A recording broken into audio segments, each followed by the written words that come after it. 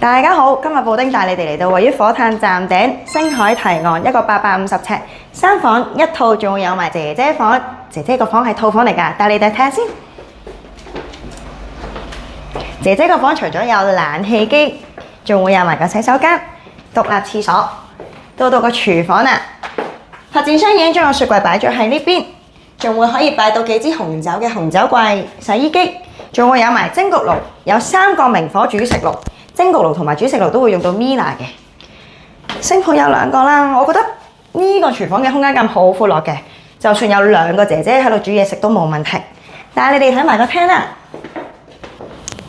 布丁最中意喺度望住個城門河景，南北對流。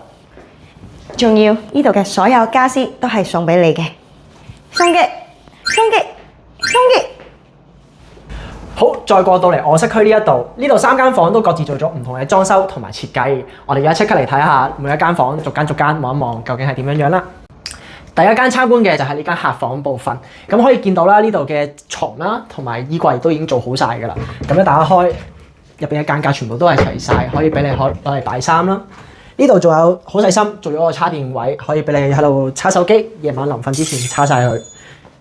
咁咧，住宅豪就差唔多1.7米左右啦。咁可以睇到呢張床啱啱好，我都瞓得落嘅，超舒服，所以就掂啊！而另一間客房嘅設計，佢又做咗呢個書房嘅部分，咁可以喺度辦下工小朋友溫下書都冇問題嘅。再加上咧，佢呢邊仲有多個衣櫃俾你攞嚟做衣帽間。如果屋企太太比較多袋咧，唔知放邊咧，就啱晒啦呢度。好，再過到嚟最靚嘅主人房部分，可以見到啦，呢度空間相當闊落，做咗3邊落床嘅，張雙人床係絕對夠晒空間啊！而佢嘅衣櫃咧，亦都係特別靚嘅，因為係做咗水晶門設計，成個係一眼睇晒，非常清晰。而呢個嘅景觀都係同廳一樣，望翻城門河景，個視距咧就相當之遼闊，喺度瞓醒係一種享受嚟嘅，我覺得。最後再過到嚟套廁呢度。可以見到呢度都有一啲新聞一啲智能嘅櫥櫃設計啦。